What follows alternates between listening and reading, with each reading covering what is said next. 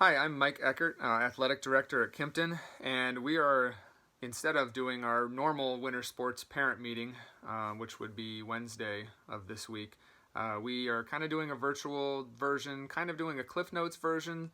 You'll notice there's attachments to this email. Please pay close attention to those. I'm kind of following the agenda here, talking about our few most important things. The first thing I'm going to address is the minimum GPA requirement, how to be eligible academically for the winter sports season. Every season, fall, winter, and spring, we look at the previous quarter, the previous 9 weeks grades. So for winter, that would be the 9 weeks that we are ending currently right now that teachers are closing their grades for. In fact, teachers are closing their grades this week. I will run an eligibility report from that. Your child will be ineligible to participate in a winter sport if they are earning below a 2.0 for the first quarter. There's a few exceptions to this. We did start a probationary period. Once we raised it to 2.0, once the district raised the minimum GPA to a 2.0, we started having this 2-week probationary period where if the student athlete was actively talking to their teachers about their grades and getting those grades up, kind of getting a progress report filled out for a 2-week period and showing improvement in their grades, they could continue to participate in the sport. So that is an option, and we will be talking individually to any child who is below a 2.0 for this first 9 weeks and does want to participate in our winter sports season with wrestling or basketball. The winter sports season is a little unique. It falls over 2 grading periods. So we're going to look at fall. We're going to look at the first grading period for the first 9 weeks that are just ending right now. But then our winter sports season goes all the way to the end of January, which is beyond the end of our second quarter. So to continue to participate in winter sports, we also look at the end of the second quarter when it ends just before Christmas. And again, anybody below a 2.0 that is participating already, especially then, that's kind of what the probationary period was designed for. We'll have individual meetings with them if they want to continue to participate and get their grades up above that 2.0 minimum.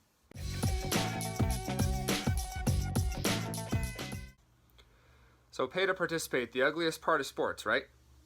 We have a $150 fee here for sports extracurriculars in Stowe. That's pretty comparable to other school districts in our league. The nice thing is we have a $450 cap for a family per year. So maybe you have multiple children that have already participated in sports in the fall. Maybe your Kimpton athlete participated in football or cross country and you've already paid toward that $450 cap.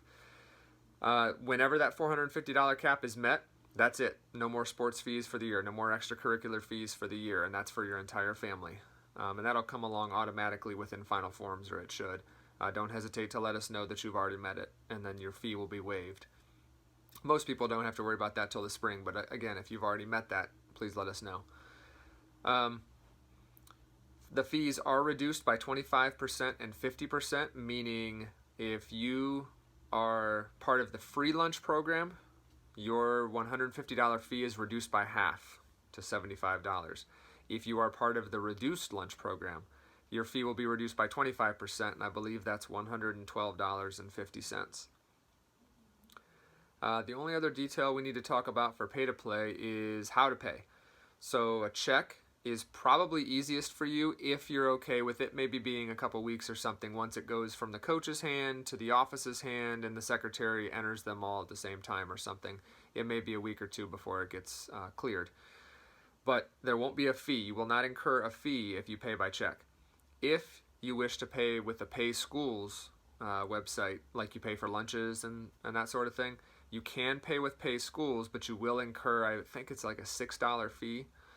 And you will have to have your account billed for that $150 fee. So you will have to call our Kimpton office, the main office. You can call Mrs. Weaver, or you can email Mrs. Weaver, and she will set up your account. She will bill your account so that Pay Schools knows that there's a $150 debit that you need to pay. I think that's it for pay to play. If you have any questions on whether or not you're eligible, whether you've met your cap, how to pay again, don't hesitate to email or call the office. The office handles really all the all the pay to plays that come in, and that's where everything gets funneled to anyway.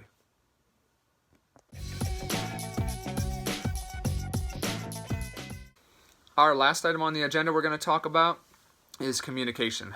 I use Remind extensively. If you're familiar with Remind, you might have the app already. That's great. You can join the Kimpton Athletics Remind. The code is @KIMP, @KIMP.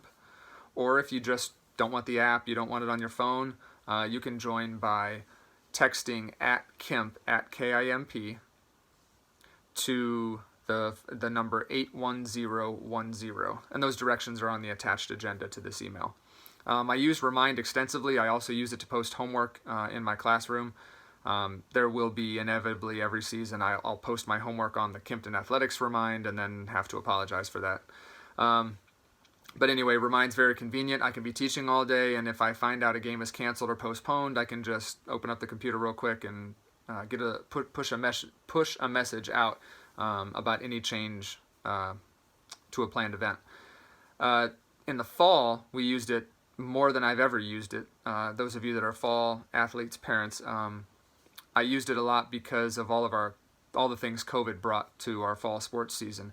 Number of spectator limitations at away venues, whether or not people were charging anymore because of COVID, expectations, schedule changes because we wanted to try to have all of our games at our high school to allow for more social distancing. So anyway, Remind is being extensively used, especially during this COVID year, for any changes, for all information, locations, and details on any regulations any changes that are going on.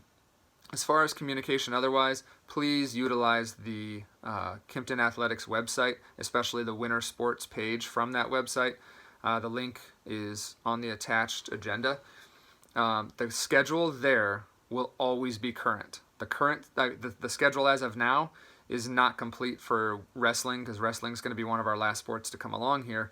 So especially with venue changes and all that sort of thing, please pay attention to the schedule on that website. And the schedule, again, is attached here. It live updates. It's a Google Doc, so anytime I make changes to it, it's current on the website. It's always current anytime there's a change. As far as other communication, feel free to email me. My address is on the website. You can always email me with any sort of questions. I invite you to go to the coaches first if it's something to do specifically with your sport. Otherwise, feel free to email me with any questions, especially something we may not have covered or that's on the agenda that I didn't address.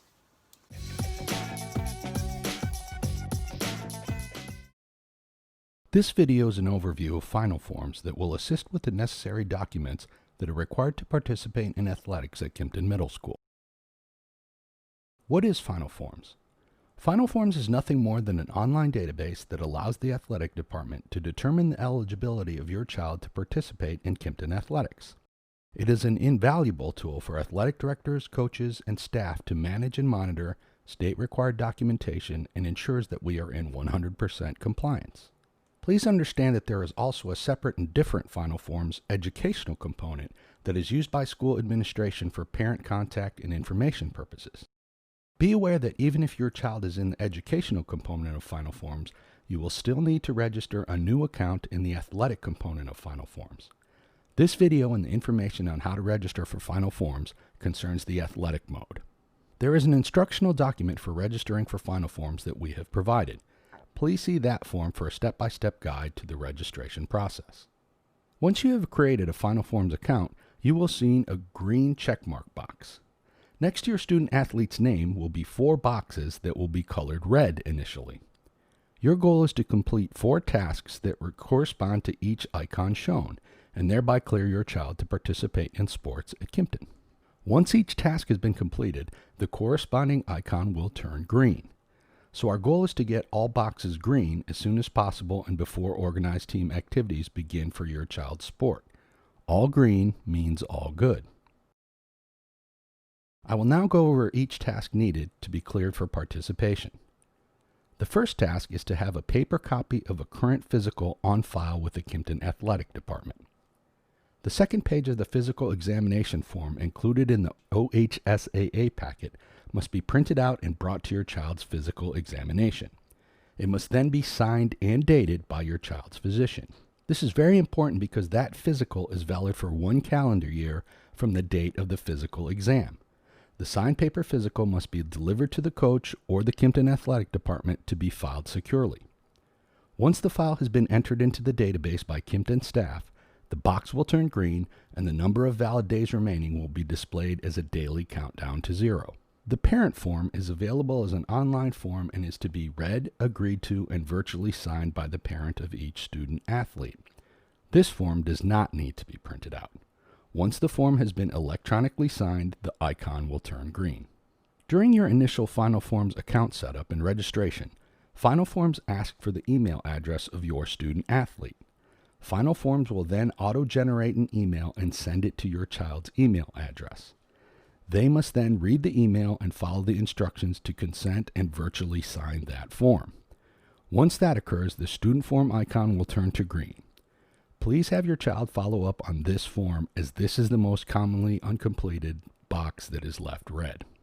Finally, the fees paid icon will move from red to green once your student athlete's paid to participate fee has been paid or your family cap has been met. So a quick visual checklist shows that a Final Forms account has been created, a paper copy of the athlete's physical is signed by a doctor and is delivered to Kimpton Athletics, parent forms are virtually signed, the student athlete has checked their email and virtually signed the student form, and the pay to participate fee has been paid.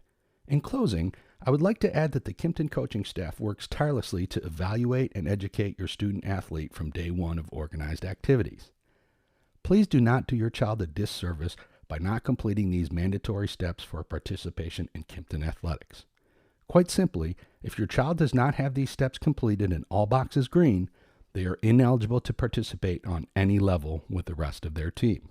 Please take the time to ensure that your athlete has a current physical and that all forms and fees are taken care of as soon as possible.